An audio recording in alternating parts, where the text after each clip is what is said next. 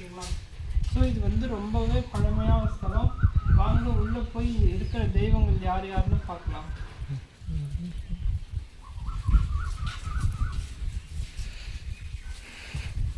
உள்ளே நம்ம வலது பக்கம் திரும்பி பார்த்தோம்னாலே இந்த கோவிலோட விநாயகர் இருக்க மாதிரி இருக்குங்க.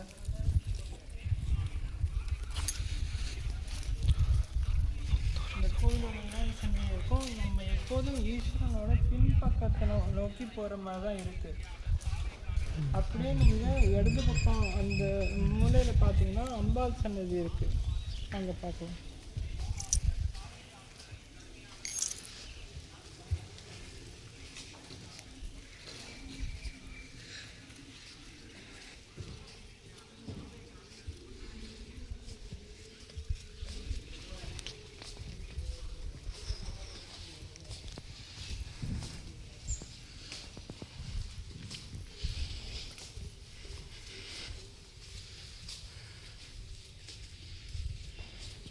நான் ஆரம்ப காலத்துலேயே இந்த கோயிலுக்கு வந்திருக்கும்போது அம்பாள் சன்னதி இதே மாதிரி தான் இருக்கும். அம்பாவை சுற்றி வர்ற இடத்துக்கு நம்ம குனிஞ்சு தான் போகிற மாதிரி இருக்கும். ஆனால் இங்கே இப்போ பார்த்தீங்கன்னா சுற்றி வர்றதுக்கு இடம் இல்லாமல் எல்லாத்தையும் க்ளோஸ் பண்ணியிருக்காங்க. அம்பாள் சன்னதி. நெக்ஸ்ட்டு அடுத்து பார்த்தீங்கன்னா நவகிரக சன்னதி பார்ப்போம். இது நவகிரக சன்னதி. ஆஃபீஸ் இது நவகிரக சன்னதி. ஓகேங்களா. ஸோ நவகிரக சன்னதிக்கு இப்போ கேட் போட்டிருக்காங்க.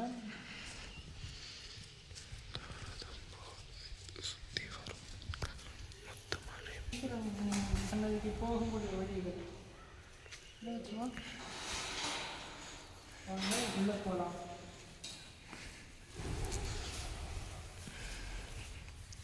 நீங்கள் உள்ளே பார்த்தீங்கன்னாலே தெரியும் எந்த அளவுக்கு பழைய சிற்ப வேலைப்பாடுகள்லாம் பாருங்க. அந்த காலத்து தூண்கள். அதோடு இங்கே பார்த்தீங்கன்னா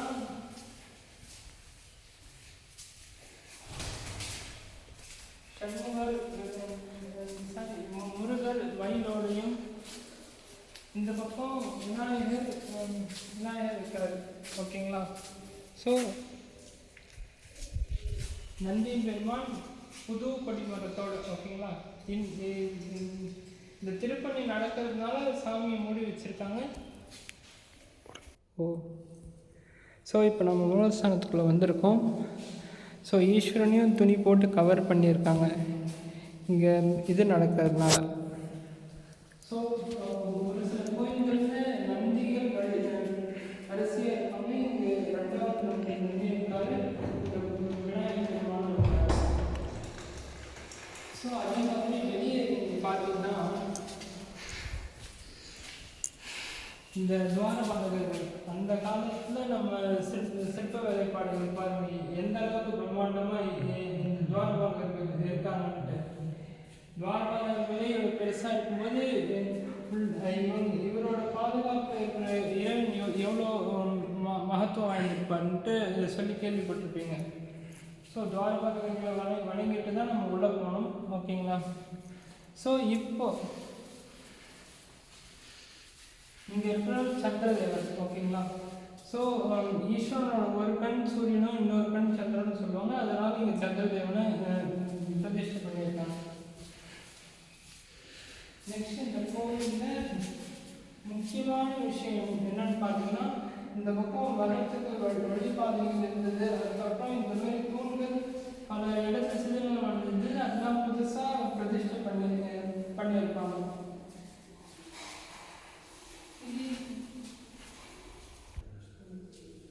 ஸோ இந்த துவாரம் பார்த்தீங்கன்னா ஈஸ்வரன் கிட்ட இருந்து பக்தர்கள் அந்த வழியாக போயிட்டு இந்த வழியாக வரலாம். ஸோ அந்த காலத்து இது நீங்கள் இங்கே பார்க்கலாம். கல்வெட்டுகள் இதெல்லாம் பழைய காலத்து சூம் பேசிட்டோம். இதெல்லாம் பழைய காலத்து கல்வெட்டுகள். அது அந்த மொழி தெரிஞ்சவங்களுக்கு தான் இது ரொம்ப சுலபமாக இருக்கும். இப்போ அந்த மொழி எனக்கு தெரியாது. இருந்தாலுமே கூட இதை பற்றி நிறைய தெரிஞ்சவங்க அவங்களோட சேனலில் இது பண்ணாலும் பண்ணியிருப்பாங்க.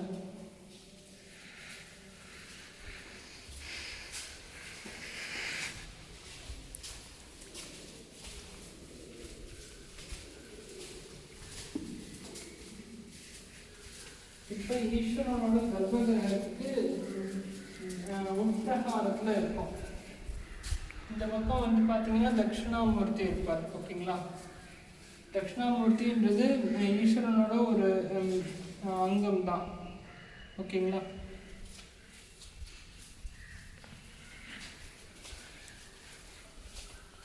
ஸோ இங்கே வந்து பார்த்தீங்கன்னா சப்தகன்னியர்கள் இருக்கு. சப்தகன்னியர்கள் எந்த ஒரு கோவில்லையும் அவ்வளோவா சப்தகன்னியர்கள் இருக்க மாட்டாங்க. ஆனால் இந்த கோவிலில் சப்தகன்னியர்கள் இருக்காங்க. சரிங்களா, அதே மாதிரி இப்போ எந்த கோவிலும் இல்லாத சிறப்பு. அதுக்கு முன்னாடி ஈசானமூர்த்தி. ஓகேங்களா, ஒரு ஈசானமூர்த்தி. அதே மாதிரி எந்த கோவிலும் இல்லாத மாதிரி ஒரு சிறப்பு என்ன அப்படின்னா இந்த கோவிலில் மட்டும் அப்படின்றதும் நான் இப்போ காட்டுறேன். நேராக இங்கே வந்து பார்த்தீங்கன்னா பெருமாள் இருப்பார். எல்லா கோவில்லையும் ஈஸ்வரன் கோயிலையும் பெருமாள் இருக்க மாட்டாங்க. ஆனால் இந்த கோயிலில் பெருமாளும் இருக்கார். ஓகேங்களா,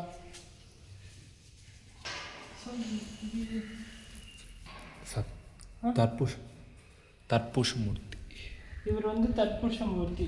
அதாவது ஈஸ்வரனுக்கே பல உருவங்கள் இருக்குது. அந்த உருவங்கள் எல்லாம் இங்கே ஈசானம், அகோரம், தத்புருஷம் அந்த மாதிரி ஒவ்வொரு சன்னதியாக நம்மளுக்கு வச்சுருக்காங்க. அகோரம் இவர் அகோர சுரூபமூர்த்தி.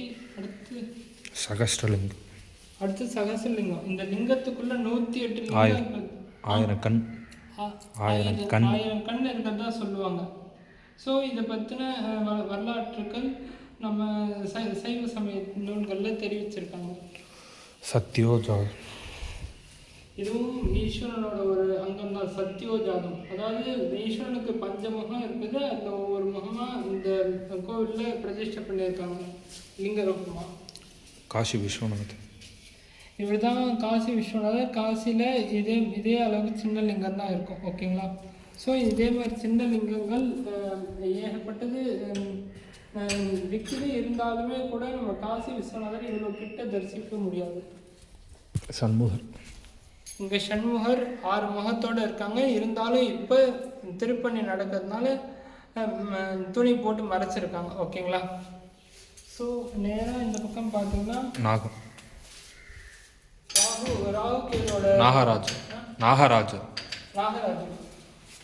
இங்கே நாகராஜனை பிரதிஷ்டை பண்ணியிருக்காங்க. அதாவது இப்போ ராகு கேது அந்த மாதிரி தோஷங்கள் வந்தால் இந்த நாகராஜனை கும்பிட்டா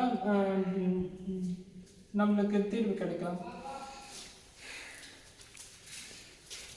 அண்ணா ராஜாராணி சோழராஜர் குடி கட்டினோம். சோழராஜர் இந்த கோயிலை கட்டின சோழ ராஜா ராணி இவங்க.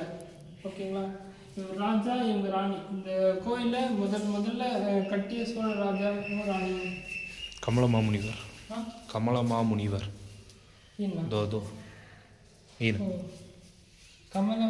முனிவர். இவர் வந்து கமலவா முனிவர். ஓகேங்களா, இந்த கோவில்லையே இவங்க தங்கி இருந்தவர் பிரம்மர். ஸோ இப்போ இந்த கோயிலில் எந்த கோயிலையும் நீங்கள் கேள்விப்பட்டிருக்கீங்க. இப்போ எந்த கோவிலையும் பிரம்மர் இருக்க மாட்டார். அதாவது மெயின் டைட்டியாக பிரம்மர் இருக்க மாட்டார். ஸோ மீதி கோயிலெல்லாம் பிரம்மன் பரிவார தேவதையாக இருப்பார். ஸோ இந்த கோயிலையும் பிரம்மன் பரிவார தேவதையாக இருக்கார். ஸோ அப்படியே இங்கே கீழே இறங்கினோம்னா எல்லா கோயிலையும் இந்த மாதிரி ஒரு இடத்த பார்க்கலாம். இங்கே இதுக்குள்ளே வந்து சண்டிகேஸ்வரர் இருப்பார். ஓகேங்களா, துர்கை சண்டிகேஸ்வரர் பார்த்துக்கோங்க. இங்கே சண்டிகேஸ்வரர் இருக்கார். ஓகேங்களா, இங்கே நிறைய பேர் சொல்லுவீங்க சண்டிகேஸ்வரர் கிட்ட வந்தால் கை தட்டிட்டு போகணுன்னு. அந்த மாதிரி கை தட்டக்கூடாது. ஏன்னா அவர் எப்போதும் சிவத்தியானத்தில் இருப்பார். அதாவது இப்போ நம்ம துர்கையும் பார்த்து நினைக்கலாம். சண்டிகேஸ்வரர் விஷ்ணு துர்கை இங்கே பார்த்தீங்கன்னா சங்கும் சக்கரமும் வச்சுருக்காங்க. அதனால் இவங்களுக்கு விஷ்ணு துர்கைன்னு சொல்கிறாங்க. ஓகேங்களா, இது சிவதுர்கை. ஓ, நான் இவங்க சிவதுர்கைன்னு சொல்கிறாங்களா? ஏன்னா இந்த பக்கம் பார்த்தா மானும் இந்த பக்கம் மழுவும் வச்சுருக்கிறதுனால இவங்க சிவதுர்கைன்னு சொல்கிறாங்க. பார்க்குறதுக்கு அப்படியே ஒரு சிவன் வந்து பெண் ரூபத்தில் இருக்கிற மாதிரி இருக்காங்க. ஸோ இப்போ நம்ம சண்டிகேஸ்வரர் பற்றி பார்க்க இல்லையா? சண்டிகேஸ்வரர் பற்றி சொல்லணும்னா அவர் வந்து எப்போதும் சிவ தியானத்தில் இருக்கக்கூடியவர். அவர் முன்னாடி போய் கை தட்டி டிஸ்டர்ப் பண்ணால் யாரோ ஒரு ஏளனம் பண்ணுற மாதிரி இருக்கும். ஸோ அந்தமாரி அவரை ஏளனம் பண்ணக்கூடாது. ஸோ அவரை நம்ம வந்து கை ஓசை எழுப்பும் வகையில் நான் இந்த கோயிலிருந்து எந்த ஒரு இதையும் எடுத்துகிட்டு போகலை அப்படின்றது சொல்லணும். மாட்டார் அதுவும் அவர்கிட்ட போய் அதிகமாக பேசவும் கூடாது. ஏன்னா அவர் சிவத்தியானத்தில் தியானம் கலைஞ்சால் அவருக்கு கோபம் வரும்ன்றது சொல்லியிருக்காங்க. அவர் வெறும் கோலை தூக்கி வீசினதே கோடாலியாக மாதிரி இருக்குன்ற கதையும் நான் படிச்சிருக்கேன். இன்ஃபேக்ட் முன்னாடி வீடியோவில் கூட நீங்கள் பார்த்தீங்கன்னா சண்டிகேஸ்வரர் வரலாறு அப்படின்றது போட்டிருப்பேன்.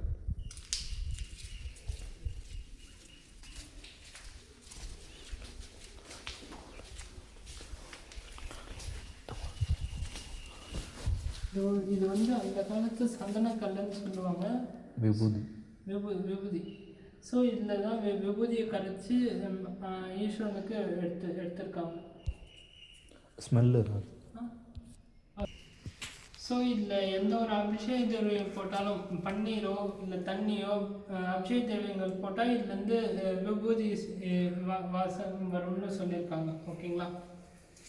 ஸோ நேராக இந்த பக்கம் தான் நடராஜர் சன்னதி இருக்கிறதுலே. நம்ம எந்த கோயிலும் நடராஜரை தரிசனம் பண்ணும்போது அவரை நேரில் பார்க்கும்போது நம்மளுக்கே ஒரு சந்தோஷம் வரும். ஓகேங்களா? ஸோ இந்த இடம் நடராஜர் சன்னதியாக வச்சுருக்காங்க. இதுக்கப்புறம் தான் விக்கிரகம் வரும். திருஞான சம்பந்தர்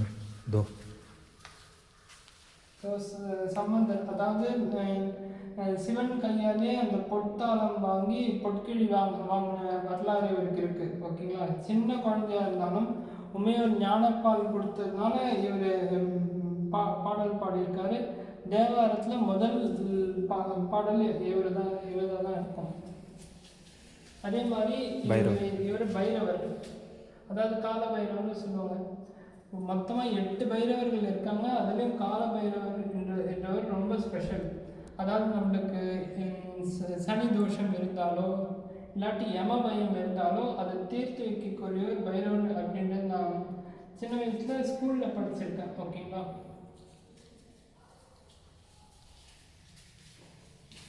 சூரியன். ஸோ இங்கே பார்த்தீங்கன்னா சூரிய பகவான்.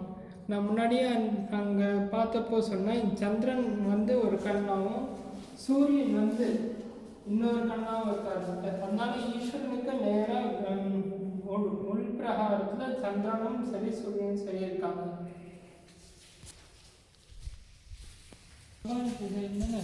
మడపల్లి భగవాన్ దేవుడికి నైవేద్యం.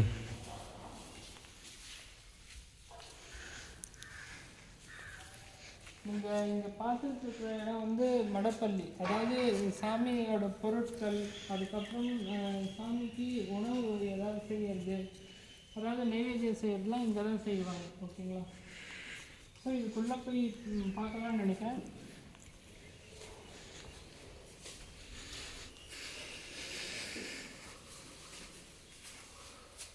இது வரைக்கும் இதுக்குள்ளே நம்ம முதல்ல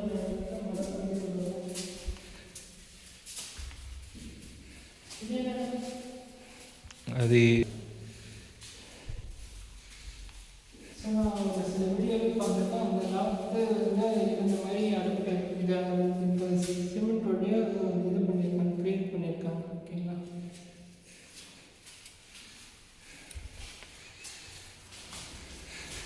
ஆட்கள் இதை ரெடி பண்ணியிருக்காங்க.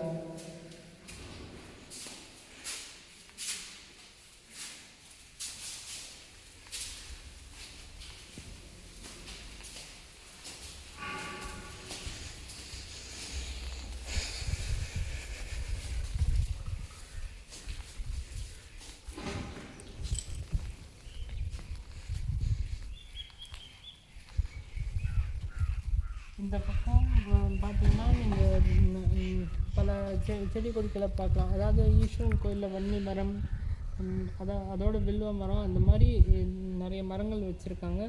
ஸோ இதையும் நீங்கள் இங்கே வந்து பார்க்கலாம். திருவோடு. திருவோடு. நான் முன்னாடியே நிறைய கோயிலில் கேள்விப்பட்டிருக்கேன். இந்த மரத்தோட பழத்தை வச்சு தான் திருவோடு செய்வாங்க. அதாவது இந்த மரத்தோட பழம் காஞ்சி கீழே விழுந்தால் அதை வழித்து எடுத்துகிட்டு அந்த பழத்தோட ஒரே திருவோட நிறைய பேருக்கு இருந்திருக்கு. இந்த மரத்தை நீங்கள் ஆலகிராமம் கோயிலையும் போய் பார்த்தா பார்க்கலாம்.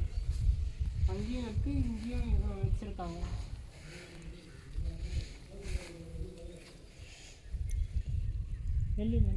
வன்னி. வன்னி இது வந்து வன்னி மரம். ஓகேங்களா? ஸோ அது வந்து வில்வ மரம். ஸோ வில்வம் அப்படின்றதுக்கு நிறைய பெரிய கதையாக இருக்குது. சிவராத்திரி கோவில் இதை விட பெருசாக இருக்கிற மரம்லாம் குகன் ஏறி போய் வில்வத்தை போட்டதுனால அந்த மரத்துக்கு கீழே எதாச்சும் இங்கே இருந்திருக்கு. அவருக்கு 4 காலமும் பூஜை பண்ண மாதிரி ஆகிருக்கு. ஓகேங்களா? ஸோ நெக்ஸ்ட்டு இது என்ன மேடம்?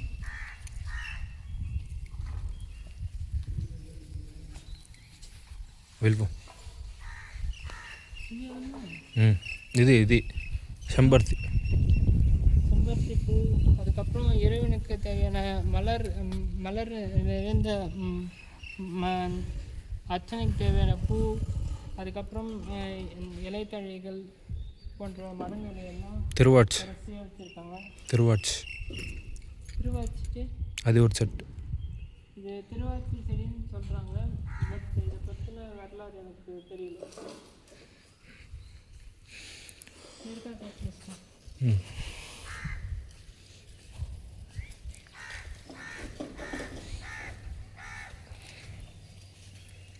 ஸோ இப்போ நம்ம இங்கே பார்த்துக்கிட்டு இருக்க மரம் இது எனக்கு ரொம்பவே நான் இந்த மரத்தை இதில் படிச்சிருக்கேன். அதாவது 2வது செமஸ்டரில் தமிழில் நான் படிச்சிருக்கேன். இது சரக்கொன்றை பூன்னு சொல்லுவாங்க. ஸோ இந்த மலரை வந்து ஈஸ்வரன் தன்னோட தலையில் வச்சதாக சொல்லியிருக்காங்க. திருநள்ளாற்று பச்சை பதிகத்தில் தலைமேல் கொன்றை பூவை சூடி இருப்பவனே அப்படின்னு சொல்லிட்டு திருஞான சம்பந்தர் ஈஸ்வரனை பார்த்து பாடியிருக்காரு. அதாவது திருநள்ளாற்றில் இருக்க தர்பாரணீஸ்வரர் பார்த்து. ஸோ நெக்ஸ்ட்டு அதுவும் சரக்கொன்றை பூ தான். அதுவும் சரக்கொன்றை பூ தான்.